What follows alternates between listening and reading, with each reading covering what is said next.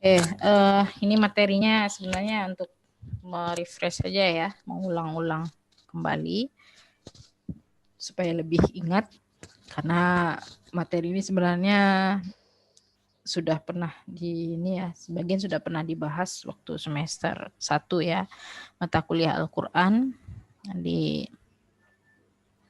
Ini membahas sedikit apa itu Al-Quran, terjemah, tafsir, dan takwil. Oke, pertama kita melihat dulu dari sisi definisi Al-Quran. Ya, walaupun ini hari pertama puasa ya, tetap semangat ya. Sahur tadi kan? Sahur, Bu. Sahur, Bu. Oke lah. Nah, syukurlah kalau nggak ada yang nggak sahur, Ibu khawatir juga jangan sampai pingsan ya. Oke, Al-Quran. Nah, ini definisi Al-Quran secara bahasa atau secara etimologi. Menurut Muhammad Ibnu Muhammad Abu Syahbah, Al-Quran itu secara bahasa artinya membaca, sedangkan menurut Az-Zajjaj ya, Al-Quran itu artinya adalah jamak atau berkumpul. Kenapa diartikan seperti itu? Karena di dalam Al-Quran itu terkumpul atau terhimpun surat-surat dan ayat-ayat, ada kisah, ada perintah, ada larangan, ada berita, dan lain-lain sebagainya. Karena banyak kumpulan yang terdiri banyak aspek di dalamnya terkumpul dalam satu kitab, dia disebut dengan Al-Quran. Nah, secara istilah ini ada beberapa ulama ya yang disebutkan. Pertama, Muhammad Ali As-Sabuni. Al-Quran menurut Muhammad Ali As-Sabuni didefinisikan yaitu perkataan Allah yang mukjiz. Mukjiz kalau dengan bahasa lain disebut dengan mukjizat. Kalau secara bahasanya disebut artinya melemahkan dalam artian bukan Al-Qurannya lemah ya, tapi dia melemahkan pendapat atau kata-kata lain yang tidak sama dengannya. Atau kalau kita lihat kondisi pada masa jahiliyah dulu itu, orang-orang kafir Quraisy itu sangat hebat dalam buat syair. Jadi ada yang menyamakan antara syair dengan Al-Quran. Tapi ini sangat berbeda, dan Al-Quran ini ayat-ayat yang ada di dalamnya itu, kalimat-kalimat di dalamnya itu melemahkan apa yang disebutkan oleh orang-orang kafir Quraisy dalam syairnya. Dan bahkan kalau kita baca sejarahnya kan mereka pernah membuat ayat ya, seperti yang meniru-niru Al-Quran. Nah, tapi itu tidak bisa tertandingi. Karena itulah mukjiznya Al-Quran itu tadi. Dia diturunkan, ya Al-Quran diturunkan pada Nabi dan Rasul terakhir. Nah, ini memberikan batasan bahwa Al-Quran ini hanya diturunkan kepada Nabi dan Rasul terakhir, yaitu Nabi Muhammad SAW melalui dengan perkataan Al-Amin Jibril alaihissalam, melalui malaikat Jibril alaihissalam. Dia tertulis dalam mushaf, walaupun pada awalnya itu terpisah-pisah, ada yang di batu, kayu, kulit, dan segala macamnya. Tapi kemudian sudah digabungkan, sudah dikumpulkan dalam satu mushaf. Disampaikan kepada kita secara mutawatir. Al-Quran ini sampai kepada dari mulai Nabi, dari masa Nabi dahulu sampai sekarang itu disampaikan secara mutawatir. Nah, kalau dalam hadis mutawatir itu kan tidak mungkin, tidak ada celah untuk melakukan kedustaan. Dan itu sudah diketahui oleh orang banyak. Jadi nggak akan mungkin ada yang beda-beda di situ. Kalau ada yang berbeda sudah pasti ketahuan. Nah, gitu dia. Sudah diketahui oleh orang banyak, atau bahasa ininya sudah rahasia umum lah gitu. Tapi itu tidak ada celah untuk bisa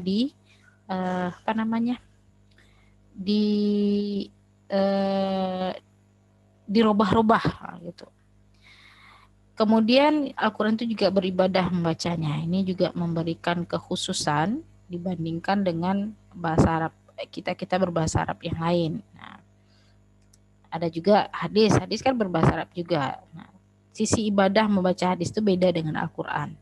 Al-Quran baca satu huruf saja sudah banyak nilai pahalanya. Konon lagi membaca satu ayat atau bahkan satu surat dan bahkan satu mushafnya itu akan lebih banyak lagi dia.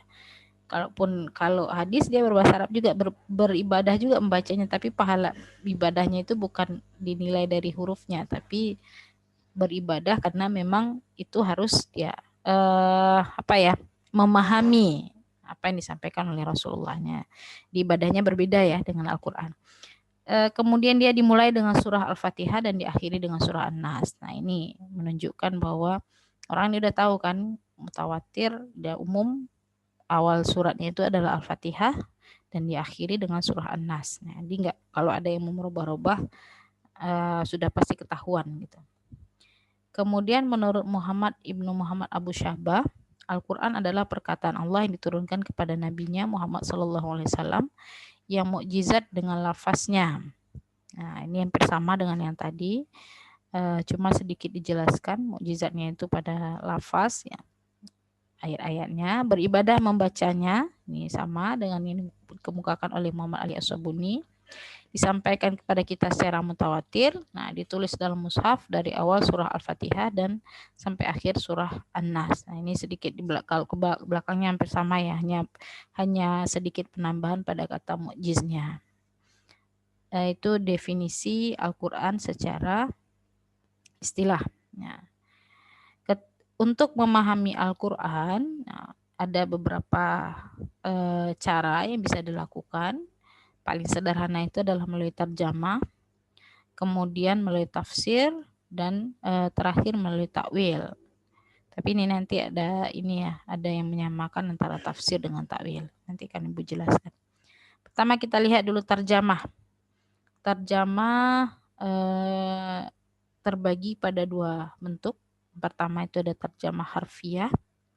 Tarjamah harfiah ini menerjemahkan huruf lah ya, artinya mengalihkan lafaz dari satu bahasa ke dalam lafaz yang serupa dari bahasa lain. Hanya mengganti bahasanya saja. Misal Al-Quran itu kan berbahasa Arab, ya, digantilah dia ke bahasa lain yang mudah untuk dipahami.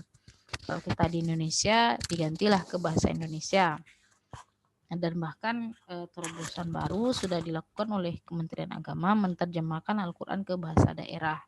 Dan konon itu menurut sejarahnya juga pernah dilakukan oleh wali-wali Songo dulu ya, zaman dulu ya. Mereka menerjemahkan ya, karena di Jawa Al-Quran itu diterjemahkan ke bahasa Jawa supaya mudah dipahami oleh masyarakatnya. Nah, tapi kalau yang sekarang tidak hanya bahasa Jawa saja, ada bahasa Aceh, ada bahasa Minang, ada bahasa Mandailingnya, ada bahasa Dayaknya, Sunda, kemudian kalau daerah timur di Sulawesi itu ya bahasa Bugis dan segala macamnya.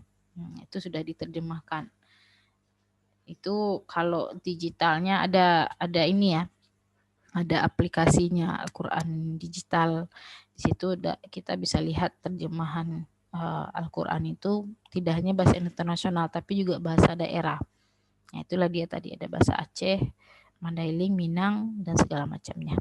Nah, kemudian juga itu mengalihkan bahasa dari bahasa terjemah harfiah, mengalihkan bahasa dari dari bahasa Arab ke bahasa lain yang mudah dipahami. Tapi susunan dan tertib bahasa yang kedua sesuai dengan yang pertama, tidak ada perubahan. Jadi pertama itu kalimatnya adalah kata kerja, nah diterjemahkan juga kata kerja. Ya. Kemudian ada tarjamah tafsiriyah atau tarjamah maknawiyah, menjelaskan makna pembicaraan dengan bahasa lain tanpa terikat dengan tertib bahasa kata-kata bahasa asal atau memperhatikan susunan kalimatnya. Jadi ketika tarjamah tafsiriyah ini atau tarjamah maknawiyah, kalimat-kalimat yang ada dalam Al-Quran itu sudah dijelaskan. Memang menggunakan bahasa lain, tapi sudah ada pengembangan dari sisi susunan bahasanya. Nah, kalau pertama misalnya ada susunannya, ada subjek, predikat, objek, sederhana saja. Tapi nanti ketika diterjemahkan, subjek itu diterangkan lagi siapa subjeknya ini yang dimaksud. Predikatnya itu, kata kerjanya itu maksudnya apa? Kata kerja lalu, sekarang, akan datang, atau gimana? Kemudian objeknya itu apa?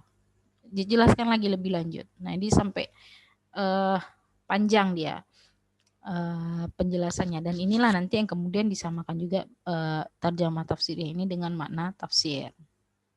Oke. Dari makna tafsir secara bahasa berasal dari kata al-fasru, artinya menjelaskan, menyingkap, menampakkan atau menerangkan makna yang abstrak. Nah, ini diambil dari definisi yang dikemukakan oleh Ar-Raghib Al-Asfahani. Nah, dalam kitabnya Mufradat Alfazul Quran. Kemudian dalam Lisanul Arab, ini kamus bahasa ya. Nah, tapi ini model kamusnya menerjemahkan bahasa Arab ke bahasa Arab lagi gitu. Arti fasr itu adalah menyingkap sesuatu yang tertutup. Yang hampir sama ya, membuka yang tertutup itu dibuka supaya nampak. Nah, ada yang masih tersembunyi itu dijelaskan supaya lebih bisa dipahami. Itu makna tafsir secara etimologis atau secara bahasa.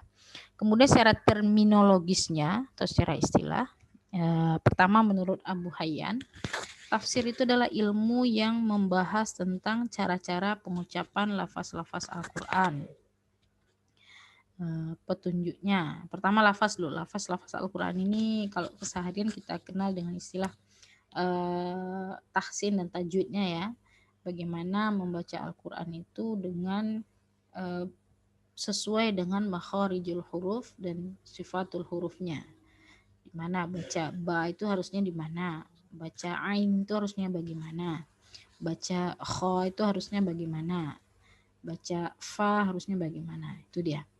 Kemudian juga membahas tentang petunjuk yang ada di dalam Al-Quran. Nah, apa sih yang dijelaskan di dalam ayat ini? Apa yang diberitahukan oleh ayat ini? Kemudian juga menjelaskan hukum-hukumnya, baik ketika berdiri sendiri maupun ketika tersusun. Artinya ada ayat-ayat yang itu nanti akan menjelaskan ketentuan hukum, tapi dia bisa saja diambil ketentuannya kalau misalnya ada yang dia ketika berdiri sendiri itu sudah dapat ketentuan hukumnya, atau mungkin nanti satu kalimat, satu ayat gitu baru didapat ketentuan hukumnya, atau mungkin nanti dicari dengan beberapa ayat yang lain yang sama, nah baru dapat ketentuan hukumnya. Jadi seperti itu. Jadi ketika dia berdiri sendiri sudah dapat, atau nanti tidak cukup dengan itu, juga perlu dicari yang lain. Nah, makanya dia ada maksud ketika berdiri sendiri atau ketika terus itu seperti itu ya. Oke. Kemudian menurut Az-Zarkashi, tafsir itu adalah ilmu untuk memahami kitabullah yang diturunkan kepada Nabi Muhammad SAW, menjelaskan makna-maknanya, hampir sama dengan yang tadi, mengeluarkan hukum sama seperti tadi, dan hikmahnya. Jadi hikmah tidak hanya berarti, jadi Al-Quran itu tidak hanya memuat hukum, tapi juga ada pengajaran-pengajaran. Nah, atau mungkin hampir bisa disamakan tadi dengan petunjuk ya.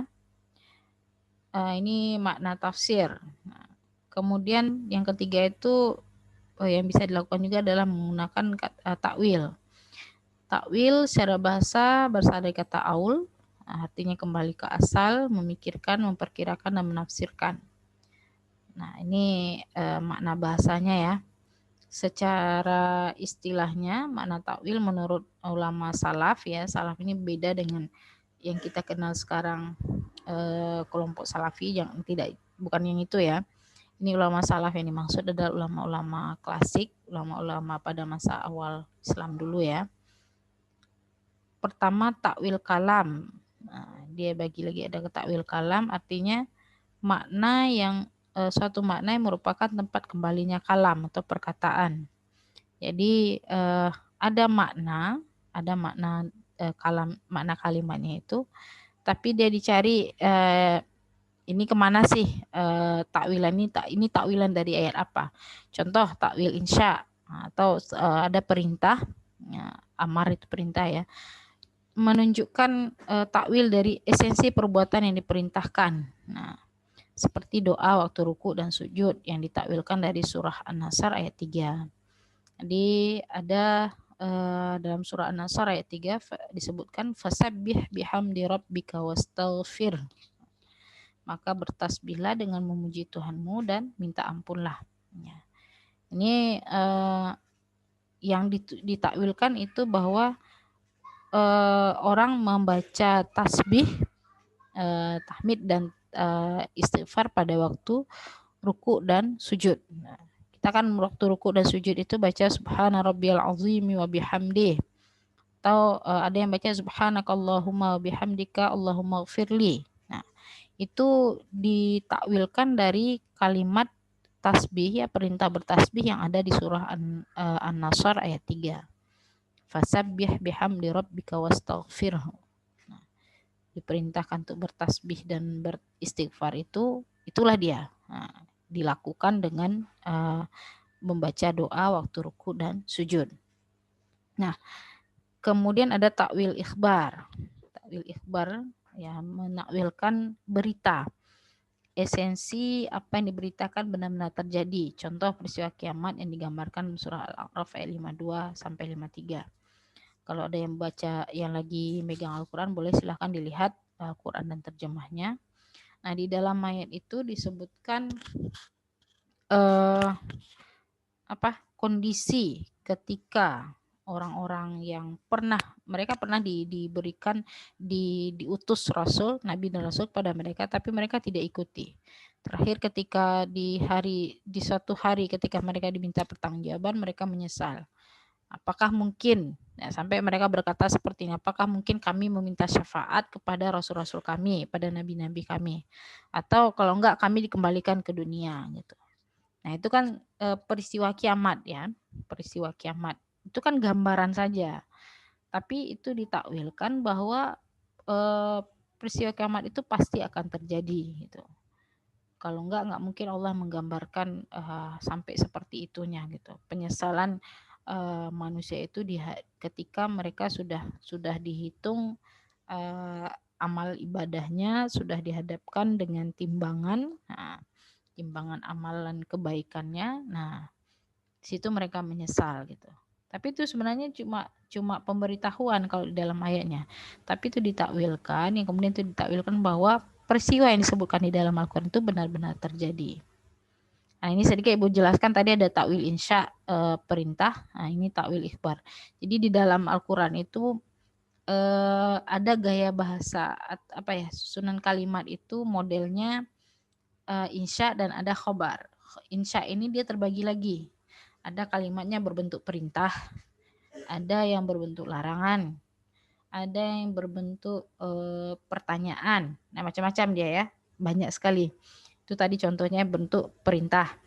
Ada lagi kalimatnya itu hanya berupa kalimat berita saja, kalimat pemberitahuan saja. Tidak ada esensi, tidak ada memerintah, tidak ada melarang, tidak ada pertanyaan, tidak ada hal-hal yang ini ya, tidak ada syarat dan segala macam, hanya sekedar memberitahukan saja. Nah, tapi bukan berarti juga tidak punya makna ya. Nah, walaupun bahasanya cuma pemberitahuan, nah, tapi nanti ada penafsiran juga muncul dari situ. Nah, itu takwil menurut ulama salaf tadi ya. Yang kedua takwil kalam yang berarti menafsirkan dan menjelaskan makna. Nah, ini hampir sama maknanya dengan makna tafsir. Nah, menakwilkan ayat sama dengan menafsirkan dan menjelaskan makna ayat. Nah, itu tadi menurut ulama salaf dua pemahaman ya. Ada yang mengatakan beda, ada yang sama ya.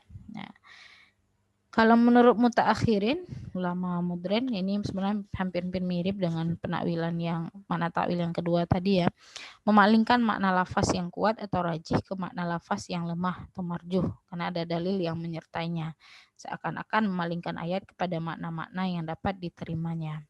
Artinya makna ayat itu sebenarnya ada, tapi dicari lagi yang lebih dianggap itu lebih bisa menjawab ketika itu dipertanyakan gitu. Jadi dicari lagi maknanya supaya itu lebih bisa dipahami oleh si pembaca atau pendengar. Jadi seolah-olah dia apa ya, nggak ada terkait langsung gitu.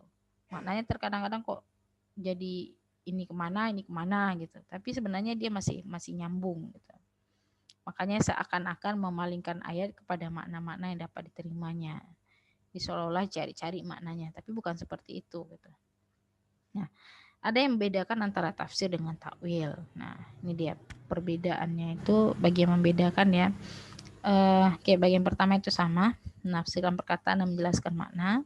Di bagian esensi, nah kalau tafsir itu esensinya adalah syarah atau penjelasan bagi suatu perkataan yang berada dalam pikiran.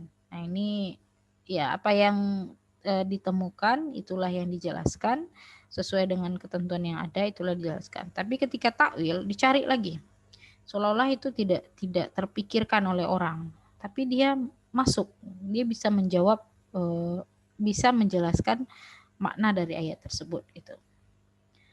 Kemudian tafsir itu yang pada poin yang ketiga bedanya, tafsir itu telah jelas dalam kitabullah dan sunnah yang sahih. Jadi kalau nggak ada di Al-Quran, ada di sunnah. Nah, ketika takwil itu ada lagi kesimpulan dari para ulama. Ya memang dasarnya mereka nyari di Al-Quran juga ya, Al-Quran dan sunnah juga gitu. Tapi mencari celah untuk bisa diterima maknanya tadi. Mereka apa kira-kira ini esensinya? Apa kira-kira konsep dasarnya? Nah, itulah yang kemudian mereka simpulkan dan itu menjadi penjelasan dari ayat tersebut gitu. Kemudian tafsir itu banyak digunakan menerangkan lafaz dan mufradat. Nah, menjelaskan misalnya kata riba di dalam ayat. Ya, apa sih makna riba? Riba itu tambahan. Tambahan itu seperti apa? Nah, atau mungkin la ta'kulu riba diterjemahkan janganlah kamu makan riba. Nah, memakan di situ maksudnya apa? Nah, sampai situ takwil ya, apa tafsir ya. Tapi kalau takwil banyak dipakai dalam menjelaskan makna dan susunan kalimat. Nah, di ketika susunan kalimatnya begini, nah ini apa maknanya? Makanya kalau ini susunannya perintah. Nah, ini perintahnya bagaimana? Harus dilakukan atau boleh dilakukan? Nah, kalau harus dilakukan berarti kan nanti ujung-ujungnya wajib ya. Kalau boleh dilakukan berarti nanti bisa saja ujungnya adalah sunnah atau mubah. Nah, jadi itu yang dilakukan ketika takwil. Jadi sedikit-sedikit inilah ya, agak sedikit lebih prosesnya pada takwil. Itu tadi takwil dan tafsir ya.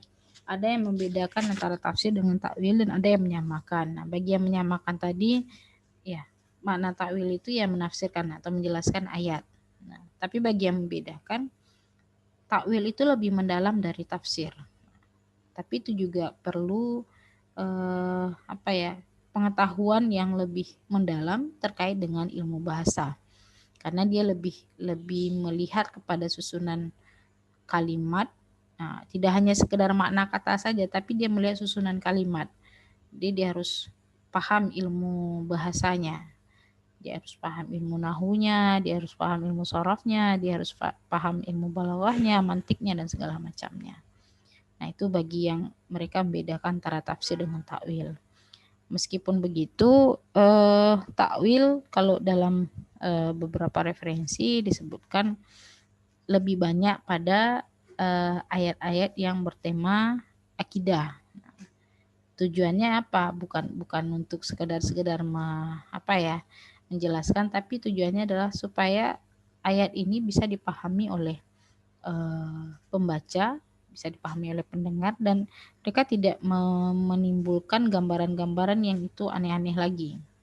Nah, misal pernah dengar ayat yadullah fauqa aidihim, tangan Allah di atas tangan mereka. Nah, kalau arti bahasanya kan gitu ya, yadun itu artinya tangan. Tapi ketika nanti ditakwilkan, yadun itu ditakwilkan sebagai kekuasaan. Nah, kalau sebenarnya kan jauh ya, kekuasaan dengan tangan apa sih hubungannya? Kalau kalau kita telusuri jauh ininya, jauh maknanya. Tapi itulah makna takwil yang diambil. Nah, dicari esensi tangan itu apa. Nah, ketika orang menggunakan tangan, dia punya tangan, dia megang sesuatu, dia bisa melakukan apapun dengan tangannya ketika dia megang itu. Maka dia punya kuasa dengan itu. Dia punya apa namanya?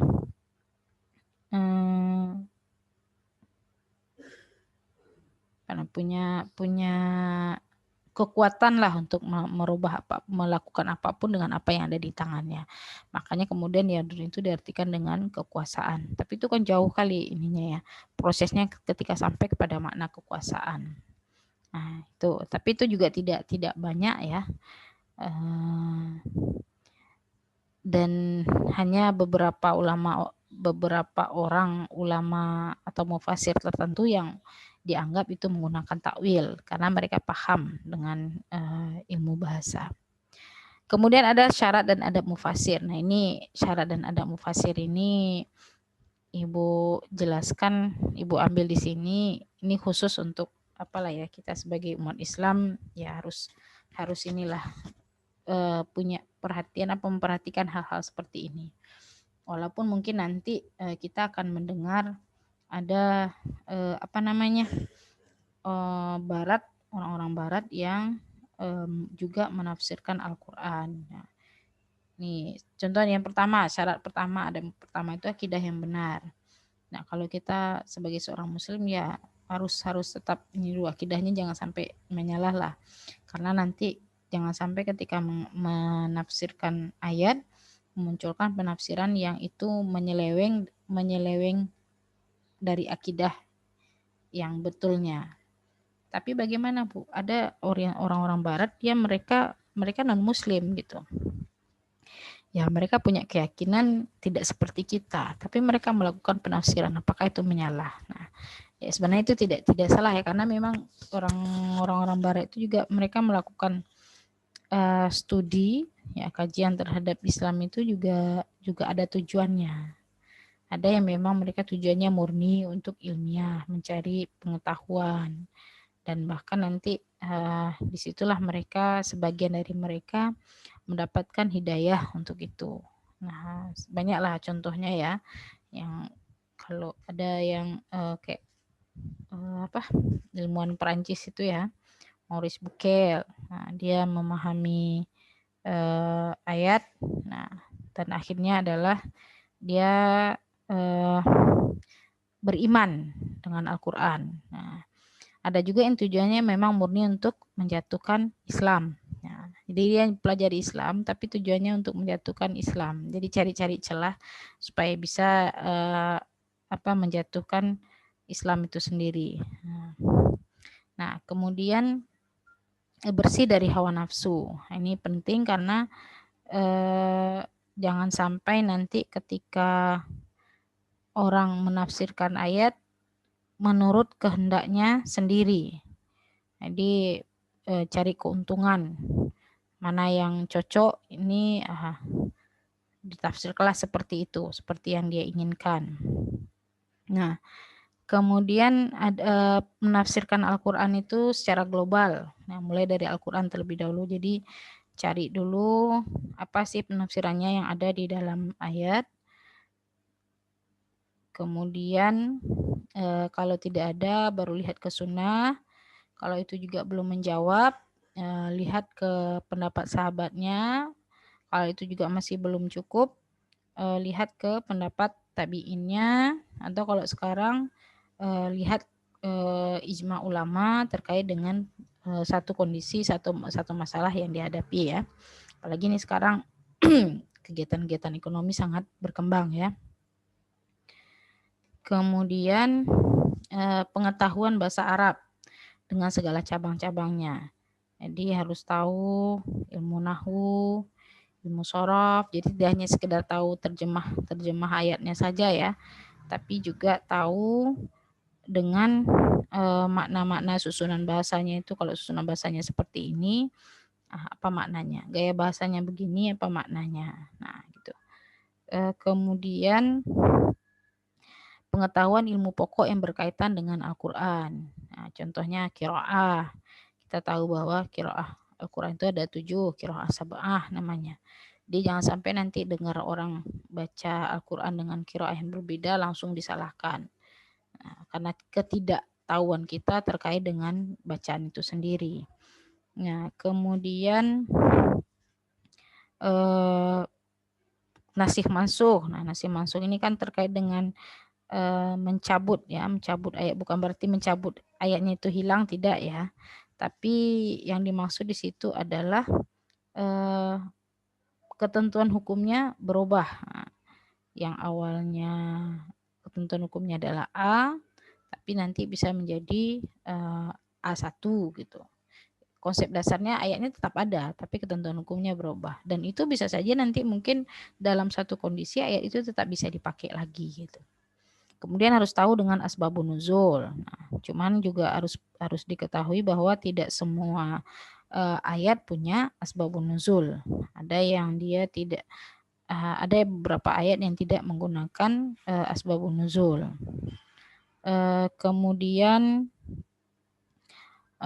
ilmu fikihnya, ilmu usul fiqh. Nah, ini juga penting karena nanti ada beberapa ayat yang itu juga dia kita melihat ketentuan hukumnya itu juga harus mengetahui ilmu fikih dan usul fikihnya. Dan terakhir adalah pemahaman yang cermat. Nah, ini juga harus hati-hati ketika menafsirkan ayat. Jangan sampai menafsirkan ayat tapi terburu-buru atau bahkan tidak memperhatikan dengan cermat sehingga akhirnya salah ketika menafsirkan. Nah, oke, itu syarat dan adab mufassirnya. Ini ada beberapa kitab tafsir, ada di masa sahabat, ada kitab Tanwirul Mikbas min Tafsir Ibnu Abbas. Ini sebenarnya kitabnya itu dibukukan belakangan. Nah, jadi nggak di awal. Masa Ibnu Abbas itu dia menafsirkan gitu aja, bukan dia yang membukukan, tapi murid-muridnya yang membukukan. Nah, kemudian ada masa tabi'in, seperti Mujahid, Ikrimah Maula Ibnu Abbas, nah dan lain-lain sebagainya. Tapi ini pun bentuk kitab tafsirnya juga bukan kitab yang sudah terkumpul itu ya. Banyak menurut riwayatnya itu hanya berbentuk mushaf dan bahkan tidak ditemukan ya. Oke, kemudian ada tafsir di masa pembukuan ya, dan bahkan masa-masa setelahnya itu banyak muncul tafsir dan bahkan itu sudah membahas ke satu-satu tema, membahas cabang ilmu tertentu. Nah, ada Jami'ul Bayan fi Tafsirul Quran At-Tabari, ini tafsir masa-masa awalnya, tafsir Ibnu Katsir. Nah, ini kitab tafsir ini ada yang sudah diterjemahkan. Nah, ada juga yang belum ya, tafsir fi Zilalil Quran, tafsir Ibnu Katsir dan segala macamnya. Kalau sekarang banyak ya, ada tafsir Muhammad Ali As-Sabuni itu terkait dengan fikih. Nah, terkait dengan yang bahas tentang bahasa, balaghah ada Safwatut Tafasir. Nah, tapi juga banyak terkait dengan fikih juga banyak itu ada tafsir Wahbah Az-Zuhaili ya, tafsir Al-Munir dan lain-lainnya. Oke, beberapa metode penafsiran. Nah, ini nanti dalam menafsirkan ada beberapa metode yang selalu digunakan. Pertama itu ada metode tahlili. Tahlili ini penjelasannya secara rinci, mulai dari ayat ini terkait dengan ayat apa penjelasan hadisnya, apa pendapat sahabatnya, bagaimana, panjang dia ya, banyak dimasukkanlah semua di situ. Kalau ijmali itu hanya ringkas saja. Kalau misalnya nanti lihat Al-Quran terjemah di rumah, kadang kita temukan ada penjelasan di bawah ya, ketika membahas ada cerita kaum Ad, ditulis di bawah nanti penjelasannya, ini kaum Ad diancam diberikan siksaan begini-begini ya. Itu termasuk tafsir yang ijmali, penjelasannya sedikit aja. Nah, bahkan mereka tidak menjelaskan makna-makna bahasa. Kalau tahlili tadi semua makna bahasa kadang disebutkan, nanti pendapat sahabat pendapat tabi'in juga disebutkan ya gitu. Kemudian ada muqaran. Muqaran ini lebih ke arah membandingkan dia.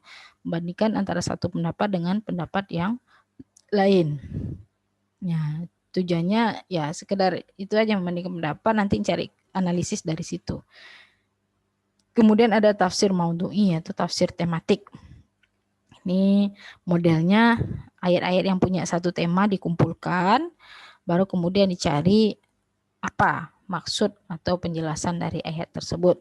Nah, kemudian ya, sejalan dengan prinsip dan prosedur tafsir maudhu'i, ya, karena ini tafsir maudhu'i ini populer sekarang dan itu lebih dianggap lebih mudah untuk menjawab persoalannya karena mengumpulkan ayat-ayat yang punya satu tema. Ada formulasi khusus yang ditawarkan oleh beberapa orang tokoh terkait dengan tafsir maudhu'i dengan cara menggunakan tafsir kontekstual. Pertama itu formulasinya adalah memahami Al-Quran dalam konteksnya dan memproyeksikannya pada situasi masa kini. Di konteks ayatnya ini apa? Nah, dilihat kemudian bagaimana kondisi di masa sekarangnya. Kemudian yang kedua, membawa fenomena-fenomena sosial dalam naungan tujuan Al-Quran. Nah, dengan syarat tidak bertentangan dengan tujuan Al-Quran dan tujuan moral Al-Quran. Artinya ada fenomena-fenomena sosial yang kita temukan sekarang, kemudian kita cari penjelasannya di dalam ayat. Tapi itu tidak bertentangan nanti ketika menemukan penjelasannya, menemukan konsepnya itu tidak bertentangan dengan konsep dasar dari ayat itu sendiri gitu. Kemudian ini dia kontekstualisasi ekonomi dalam penafsiran. Nah, karena kita akan nanti akan bahas tafsir ayat ekonomi, bagaimana sih melihat kontekstualisasi ekonomi dalam penafsiran. Pertama kita harus mengetahui dulu ya, tetap perlu memahami penafsiran tekstual ayat ekonomi tersebut. Apa makna teksnya? Secara tekstualnya seperti apa? Dan ini mudah ditemukan dalam apakah itu nanti kitab tafsir yang ada terjemahnya atau mungkin nanti kitab tafsir yang menjelaskan makna ayat ini begini-begini. Nah, kemudian melihat makna kontekstual dari ayat ekonomi. Nah, ini sudah sedikit lebih meningkat prosesnya karena bisa saja nanti ayat itu tidak menjelaskan atau tidak menjawab penafsiran ayat tersebut, penafsiran tekstualnya tidak menjawab apa yang kita ingin ketahui. Nah, contohlah kegiatan-kegiatan ekonomi sekarang. Nah, itu kan tidak disebutkan secara detail di dalam Al-Quran. Ada kegiatan ekonomi produksi. Nah, produksi itu produksi kan bahasa Inggris. Bahasa Arabnya apa? Kalau lihat referensi bahasa Arab, produksi itu al-intaj misalnya. Nah, ada nggak kata al-intaj di dalam Al-Quran? Nah, tidak akan kita temukan kata tersebut gitu. Nah, di sini perlu melihat makna kontekstualnya. Tapi juga perlu ilmu bantu, seperti yang tadi ada ilmu bahasanya, kita mau tahu mana kata, kemudian bagaimana kita tahu bahwa itu adalah ayat tentang produksi. Nah, bagaimana ketentuan produksi, ya juga perlu dengan mengetahui kaidah fikih dan usul fikihnya, kaidah usul fikihnya dan ilmu-ilmu fikihnya. Nah, itu melihat kontekstualisasi dan itu juga penting melihat asbabun nuzulnya. Walaupun tidak semua ayat punya asbabun nuzul, setidaknya kita bisa tahu apa kondisi historis yang terjadi pada saat ayat itu diturunkan. Nah, bagaimana sejarahnya, apa yang terjadi pada waktu itu. Nah, apakah itu bisa dijadikan sebagai pedoman untuk melihat atau menyimpulkan ayat tersebut gitu. Oke, ini sedikit contoh ya tafsir yang berbahasa Arab dan bahasa Indonesia. Ada tafsir Al-Quran Al-Azim karya Ibnu Katsir atau lebih populer disebut dengan tafsir Ibnu Katsir. Ada tafsir At-Tabari, ada tafsir Al-Maraghi, dan ada tafsir yang ini berbahasa Indonesia, tafsir Al-Azhar. Nah, selain tafsir Al-Azhar ada tafsir Al-Misbah, ada tafsir Mahmud Yunus, ada tafsir dari Kiai Bisri Mustafa, banyak lagi ya. Kalau dari Sumatera Utara Syekh Abdul Halim Hasan Binjai. Nah, ada tafsir inspirasi ya, itu banyak. Oke, itu sedikit penjelasan refresh terkait dengan terjemah, tafsir dan takwil. Jika ada yang mau ditanyakan, dipersilahkan.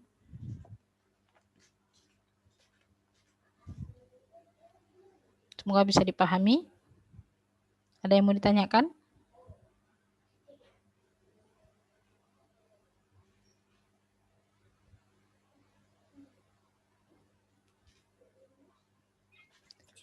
Ibu, saya mau bertanya. Ya, silakan Nisa. Kan sebentar ya, Bu. Di syarat dan adab mufasir itu, apakah itu ada syarat dan adab untuk menafsirkan Al-Quran secara mutlak gitu, Bu? Atau apakah boleh menafsirkan Al-Quran dengan ilmu-ilmu modern gitu? Oke. Ini hal yang penting yang perlu diketahui ya, tapi bukan berarti menutup kemungkinan kita menggunakan ilmu-ilmu sosial dan humaniora yang sekarang. Nah, jadi kan ada kadang orang menafsirkan melihat mengetahui penafsiran ayat itu terkadang dengan ya itulah mereka melakukan penelitian dahulu, sama seperti siapa tadi, Maurice Bucaille tadi. Dia ilmuwan kan, dia mempelajari, dia temukan jasad Firaun di Laut Merah itu masih bagus gitu. Nah, dia dapat pengetahuan dari situ, oh ternyata karena air garam. Nah, makanya bisa seperti itu. Padahal itu sudah disebutkan di dalam ayat bahwa Allah akan memang menjaga jasad Firaun itu, cuman memang tidak disebutkan sisi ilmiahnya kan. Kenapa Allah hanya menunjukkan kekuasaannya bahwa jasad Firaun ini akan dijadikan sebagai gambaran, sebagai pelajaran bagi umat-umat yang setelahnya. Nah, kemudian ketika si Maurice Bucaille melakukan penelitian, dia temukan dari sisi ilmiahnya seperti itu. Nah, kemudian dia konfirmasi, oh ternyata di dalam ayat telah disebutkan, dan inilah menunjukkan bahwa ada ilmu terkait dengan sainsnya di dalam Al-Quran itu ada. Jadi tidak tertutup kemungkinan memang menggunakan ilmu-ilmu bantu, baik itu ilmu sainsnya ya, sosial dan humanioranya. Tapi memang yang paling mendasar itu ya kita harus tahu dulu ininya. Ya kita tahu ayatnya, kita tahu makna bahasanya, dan karena kondisi-kondisi tertentu yang tidak atau belum ada pada masa Rasulullah, itu bisa dikonfirmasi ke Al-Quran, bisa dicari maknanya dengan melihat konsep dasarnya. Kalau itu tadi sains ya, penjelasan terkait dengan sains itu ada dalam Al-Quran, cuman tidak disebutkan bahwa itu sains. Ya. Barulah kemudian muncul teori secara sainsnya dan dikonfirmasi ke Al-Quran. Jadi ini memang kalau akidah dan bersih hawa nafsu itu termasuk suatu syarat yang harus diperhatikan ya.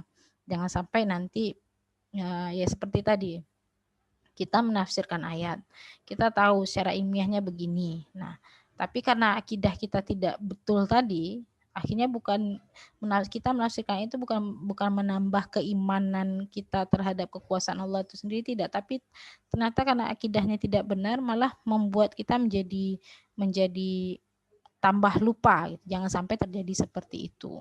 Jadi jangan sampai ya udah tahu malah makin menyeleweng gitu. Nah, gitu dia, Nisa. Jadi dianggap ini ini kan yang dikemukakan oleh para ulama dan ini harus diperhatikan. Enggak tertutup kemungkinan ada ilmu-ilmu lain yang bisa digunakan untuk menafsirkan Al-Quran itu sendiri. Nah, kemudian ini juga terkait dengan pengetahuan bahasa Arab kan banyak juga yang ini Bu, ya kayak kami lah, ini banyak yang dari SMA tidak terlalu paham dengan bahasa Arab. Ya. Apakah ini juga menghalangi kami untuk menafsirkan? Ya, untuk tahap sederhana bisa saja gitu. Tapi mungkin untuk kondisi sebagai seorang mufassir yang tingkatan paling tingginya mungkin kita belum termasuk seperti itu ya. Nah, tapi untuk tahap sederhana ya tahap pemula oke lah, bisalah kita melakukannya. Ya, kita bisa menggunakan kamus, menggunakan kitab-kitab yang terkait dengan itu, kitab-kitab tafsir yang menjelaskan terkait dengan itu gitu. Itu kira-kira Nisa, semoga bisa dipahami. Ada lagi yang lain? Makasih ya, Bu. Ya, sama-sama. Bu, saya ingin bertanya, Ibu. Ya, silakan Nabila.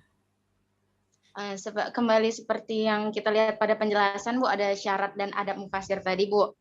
Jadi pertanyaan saya, apakah mereka yang mentafsirkan Al-Quran otomatis juga bisa mentakwilkan Al-Quran gitu, Bu? Ataukah ada syarat-syarat lain dari definisi tafsir sama takwil tadi kan. Kalau misalnya tafsir kita ambil kesimpulan tafsir menafsirkan sesuai dengan kosakata bahasa Bu. Kalau mentakwilkan memaknakan dengan kita dapat mengambil dari ilmu lain Bu. Apakah mereka yang menafsirkan Al-Qur'an dapat otomatis mentakwilkan Al-Qur'an Bu?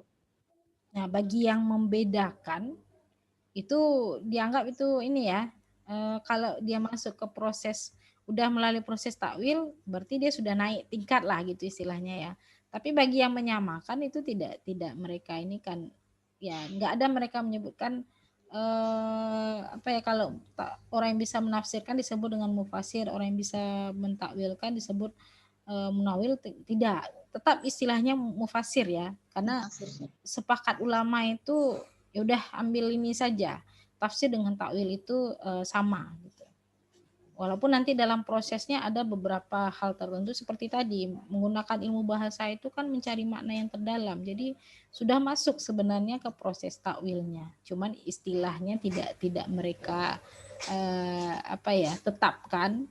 Kalau udah menakwilkan itu bahasanya menjadi seorang penakwil, tidak gitu. Tetap bahasanya mufasir. Contoh lah, salah seorang ulama yang dianggap itu menggunakan takwil, Imam Az-Zamakhsyari. Nah, dia punya kitab tafsir namanya Al-Kasyaf. Nah, itu memang makna-makna bahasa yang diungkapkan. Hal-hal yang tidak disebutkan di tafsir-tafsir yang lain dia ungkapkan di tafsirnya. Nah, tapi orang tidak menyebutnya penakwil, tetap menyebutnya mufassir. Nah, itu dia. Jadi secara teknisnya bisa saja sama dia. Secara penyebutan itu tidak disebutkan, tidak dibedakan penyebutannya. Jadi ini kita mengambil pendapat mayoritas ulama yang mereka tidak membedakan antara tafsir dengan takwil gitu. Cuma ya kenapa sampai muncul pemahaman penafsiran nanti yang dia hampir mirip seperti takwil prosesnya. Ya itulah dia makna yang disitulah nanti dilarikan dia ke makna kontekstual, mencari pemahaman yang di luar teksnya, tapi tidak lari dari konsep dasar dari teks itu sendiri. Gitu. Bisa dipahami ya, Nabila? Bisa Bu, terima kasih Bu. Ya, sama-sama. Oke, ada lagi? Oke, kalau tidak ada, untuk minggu depan kita materinya konsep harta dan rezeki dalam Al-Quran sesuai dengan yang ada di silabus. Diharapkan setiap kita membaca referensi, silahkan mau baca referensi tafsir ekonomi yang mana saja, boleh dari e-book, PDF, atau mungkin ada yang punya buku tafsir ekonomi yang banyak ya macamnya ya. Kalau yang punya Pak Akmal ini yang versi terbarunya ya. Nah ini. Ada juga yang versi sebelum ini, kalau ada yang punya entah kakaknya atau saudaranya boleh, nggak apa-apa. Atau mau lihat cari informasi dari internet. Kalau bisa kan di rumah ada kitab tafsir Al-Quran terjemah. Ya boleh juga dilihat itu. Kalau ada yang punya ini tafsir Al-Azhar atau tafsir Al-Misbah, boleh dibaca-baca juga, lebih bagus ya. Atau mungkin punya terjemah tafsir Al-Maraghi, tafsir Ibnu Katsir. Nah, atau mana tahu di dekat rumahnya ada perpustakaan atau mungkin ada madrasah yang punya koleksi buku-buku tafsir. Nah, silahkan dibaca terkait dengan tema kita. Minggu depan Ibu akan panggil 3 atau 4 orang untuk mempresentasikan hasil bacaannya. Sudah nanti presentasi kita akan diskusi, baru nanti Ibu tambahkan. Oke, gitu ya, dipersiapkan ya untuk minggu depan. Oke, kalau tidak ada lagi yang mau ditanyakan, kita cukupkan untuk hari ini. Kalau misalnya baru belakangan teringat mau ditanyakan, boleh ditulis saja di ini ya, di grup, nggak apa-apa. Nanti Ibu juga akan coba jawab di situ. Kita tutup perkuliahan hari ini dengan bacakan hamdalah. Alhamdulillahirrabbilalamin. Alhamdulillahirrabbilalamin. Sampai minggu depan, walaupun puasa tetap semangat ya. Oke, sekian dari Ibu. Assalamualaikum warahmatullahi wabarakatuh. Waalaikumsalam warahmatullahi wabarakatuh. Oke, boleh silakan live ya. Aku juga mau masuk ke mata kuliah. Jam selanjutnya. Bu.